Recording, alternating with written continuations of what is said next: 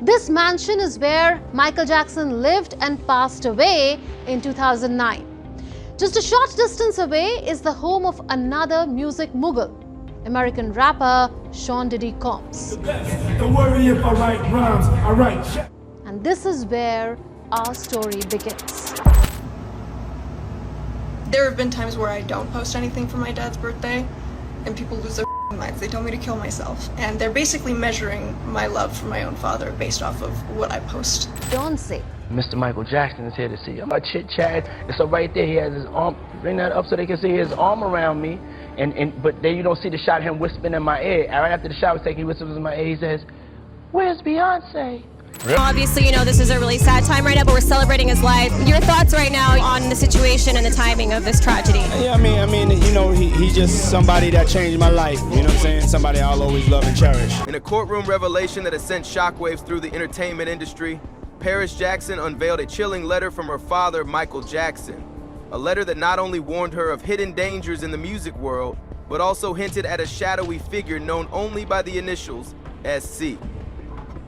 How can we decipher the hidden meaning behind this strange insignia? What secrets did the late pop king Michael Jackson try to protect his daughter from? And how are the dots all connecting back to Sean Diddy Combs? No matter what it was we were interested in, at one point I wanted to be an astronaut. He was like, do it.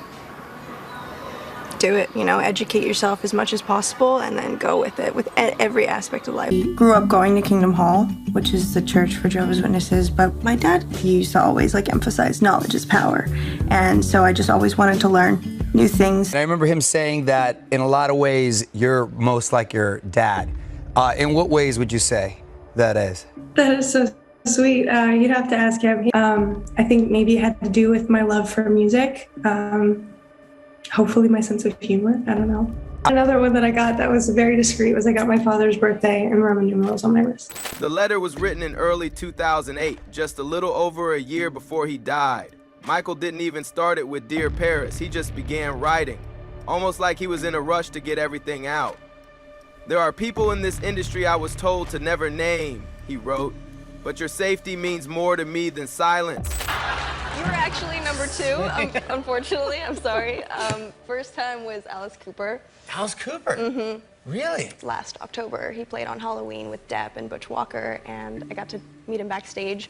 And I was sitting probably this close, where you were at was where he was at, and I was telling him I love you so much, you know, I've always listened to you, I grew up loving you, and I was close to tears. I started You're almost crying right now. Oh my gosh. I'm crying thinking about it. He's amazing. And wow. So I either really weirded him out, but he was really nice about it. He was He's funny, dude. He was yeah, right on, dude. The whole letter felt like a warning, like a father trying to protect his daughter from something dark. He talked about places up in the hills, places that looked like music studios but weren't. He said no music was played there, just silence and rules. Then he mentioned someone strange, someone he called SC. He didn't say what the initials stood for. He just wrote, he is a system. If you see him, don't sing. People in the room didn't know what to say. It felt like a ghost had spoken. Social media is apparently how people express their love and affection these days. And if you don't wish someone a happy birthday via social media, it apparently means that you don't love them, you don't care about them. There have been times where I don't post anything for my dad's birthday, and people lose their minds. They tell me to kill myself, and they're basically measuring my love for my own father based off of what I post on Instagram. So I made you guys a little video, and I hope you enjoy it. It's also my dad's birthday. And he would have been 65 years old today. And he put 50 years of blood, sweat, and tears, and love and passion into doing what he did so that I could stand up here on stage in front of you and scream. After Paris read the letter in court, people started whispering about the strange initials, SC. It didn't take long before federal investigators got involved. They'd already been looking into things surrounding Sean Combs, but this letter opened up something new. Those two letters, S and C, started showing up in old papers, things like artist rehab rules, and hidden notes from companies tied to the music business. It was like someone had left behind little pieces of a puzzle, and now they were starting to come together. Father's birthday and Roman numerals on my wrist. When he was young, he would be in the studio and he'd look outside and he'd see kids on the playground, and he couldn't do that. And he didn't want that for us, so we wore masks. And I appreciated it. It was nice, because we were able to go to like Chuck E. Cheese and Circus, and we could be normal. I don't know. I read so much because that was like our form of currency growing up. Like my brothers and I, like my dad wanted us to like trading books. Well, not necessarily. So we weren't just like handed things. In the letter, Michael didn't say Sean Combs out loud. He never used his name, but he gave him another name, one that sounded soft but scary. He called him the Velvet Hand. Paris told the court that her father said this person makes you feel special, almost like you've been picked for something big. But then when you least expect it, they take something from you, something deeper than money or fame, Michael wrote. They make you feel chosen right before they take what they really came for. No one in the courtroom moved. It was like they were all holding their breath. Things, like we lived life in like a silver spoon kind of way. Like we literally had everything. I never had to worry about like my next meal or a roof over my head, whatever it was. Like I got to see the world, but things weren't just like the good stuff wasn't just like thrown at us. We had to like work for it. So our dad had us use like books as currency. So it's like, oh, if we're going to FAO Schwartz and you want 5 toys, well, you have to read 5 books and I will quiz you on it. And so I like read all 7 Chronicles of Narnia in a week. Like really? I woke up at 6 a.m., read the first book, finished it by bedtime, and then next day did the same thing. And in 7 days, I finished the whole shit. And that was like, I got 7 toys. You know what I mean? Like that was our currency. We like had to earn it. Paris also talked about something her father always warned her about. Not the usual music lessons or studio work, but something different. He called it training, but he said it wasn't about singing. It was about control. He told her to stay away from certain places, especially ones with strange mirrors and quiet rooms with no corners. Diddy is currently in jail, facing serious charges related to sex trafficking and racketeering. Days after Diddy's arrest, a conspiracy theory has emerged online suggesting there is a secret underground tunnel at his mansion that connects to Michael Jackson's home.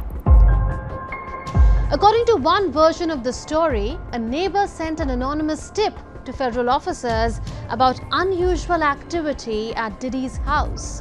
When the agents arrived, Diddy's team reportedly prevented them from entering. In some of his personal notes, Michael wrote about mirrors that didn't show your reflection right. He said they showed you something else. Offers hidden in plain sight, papers you could sign without even realizing what they meant. Later on, someone found a real contract from a label that used to work with Bad Boy Entertainment. Buried deep inside, there were strange phrases like influence conditioning and resonance dampening. It didn't sound like music stuff at all.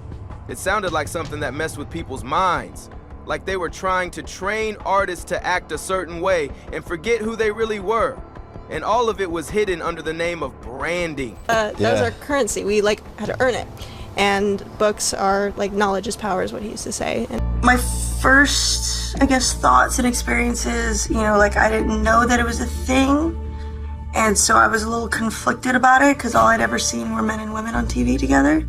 And so these thoughts didn't really make sense to me, but my dad caught on pretty quick. I think he just felt the energy and he would like kind of tease me the same way that he would tease my brothers. Like, oh, you got yourself a girlfriend. If like we're staring at a magazine of a woman too hard, you know, like you'd be like, oh, you like her, you know, which was, I'm very lucky to have that, especially like so young. I think I was like 8 or 9. Because not many children have that experience. Paris was just stepping into adulthood when the message arrived. She was 18, living between Los Angeles and New York, trying to figure out if she even wanted to be part of the music world her father had warned her about. One morning, she got an email from someone calling themselves Luca S. The tone wasn't casual, it was formal, almost rehearsed. He said he worked with a private music consortium, whatever that meant.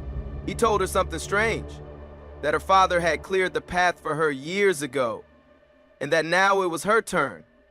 The phrase he used was, "You were born to be a message carrier." Paris didn't respond. She said she just stared at the message for a long time and felt sick. An interview, and one of the questions asked was, they wanted me to list bands and artists that influenced the sound that my band does. Some people were really upset that I didn't put my father on that list. The question was not, who do you think is a musical genius? It wasn't, whose music changed your life? It wasn't, name some of the greatest artists of all time. The question was, which artists influenced the way you sound? Naturally, I chose folk artists. By not putting my father on the list, in no way.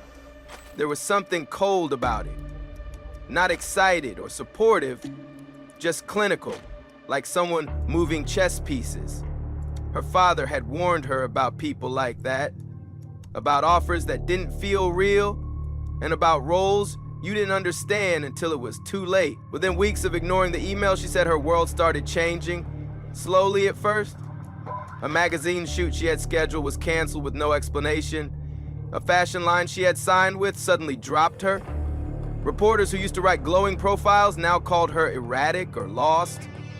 She hadn't done anything differently, but something had shifted behind the scenes. She said it felt like someone flipped a switch. We're on the list. In no way am I not acknowledging the musical genius he is. I'm not trying to discredit him in any way. I'm not trying to avoid acknowledging everything that he's done for me. And while I have worked very hard to grow my platform, that platform wouldn't exist in the first place if it was not for him. I'm not ignoring these facts. So I choose these. I mean, like, my dad did shit with Carlos Santana and Eddie Van Halen, you know, pop, rock, soul, some of the greatest music of all time. And I'm over here with a fucking banjo and mandolin. Totally different thing. Some people have taken screenshots. Paris told the court, "I went from being a legacy to being labeled unstable, just like he warned me." She remembered her father telling her years earlier that some people would try to erase her light by making her doubt her mind. Not because she did anything wrong, but because she chose not to play along. She realized this was never about fame or failure. It was about obedience, about saying yes when they ask, even if you don't understand what you're agreeing to. And when she said no, quietly, Diddy was connected to Michael Jackson's how? Michael Jackson hated the rap industry because on an award show, when he got his award, he's like, these artists do so much and these companies take advantage of them. I'm leaving, I think it was Sony he has? He basically owns Sony. Because he has 50% of whatever Sony makes. Yeah. He's like, I'm leaving, I don't think they'll like this. So how does this relate to Diddy? His head security, his name is Fahan. He was Michael Jackson's head security. So he snuck a spy in? Fahan, he's like the Lester, people are saying, in GTA. Yeah. Because whenever you're employed by Diddy and you get into police or you get pulled over, you call Fahan and he'll get you out of everything. So they had police help. Michael Jackson didn't just try to protect his daughter with words. He left behind pieces of himself in the quietest ways, little things that didn't make sense at the time. Toys, drawings, books with notes in the margins. Each one seemed ordinary until you looked closer. That's when you'd notice tiny clues. Circles around certain words, numbers written upside down, or messages so faint they barely showed on the page unless you held them to the light. One of the many scars I have on my arm.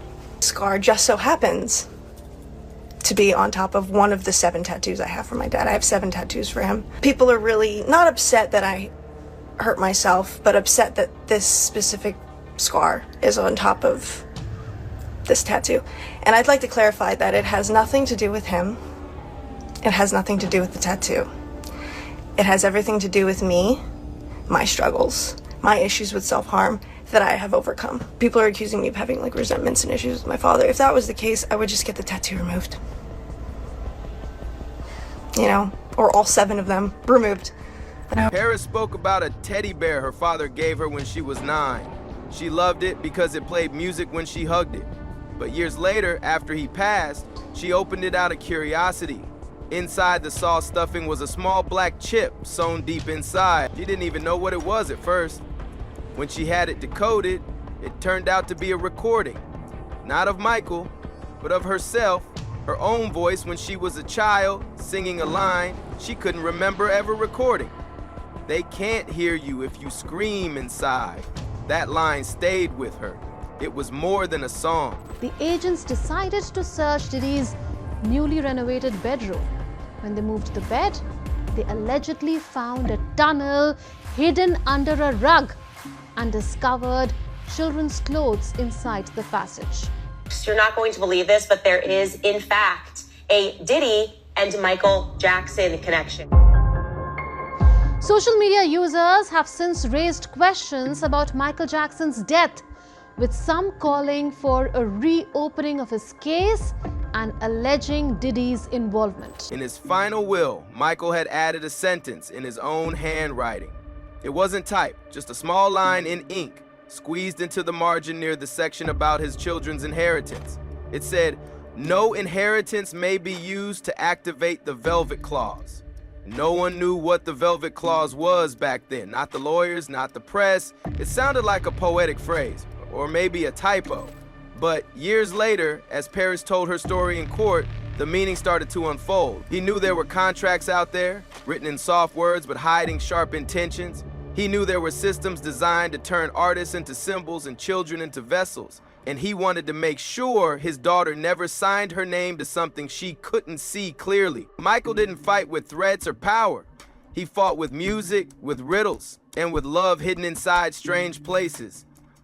He wasn't just warning her, he was giving her a way out before the curtain even rose. Paris's testimony has opened new avenues in the investigation into alleged psychological manipulation and control within the music industry.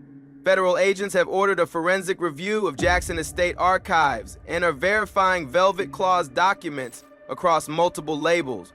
One DA stated, "This just blew open an entirely new line of investigation. The Jacksons are no longer just victims, they're whistleblowers." Michael Jackson tried to warn the world through his music, but perhaps he knew they'd only listen when it was too late. Thanks to Paris, his voice echoes once more, not just in song, but in truth. If you found this video insightful, please like, share, and subscribe. Let's continue to uncover the stories they tried to silence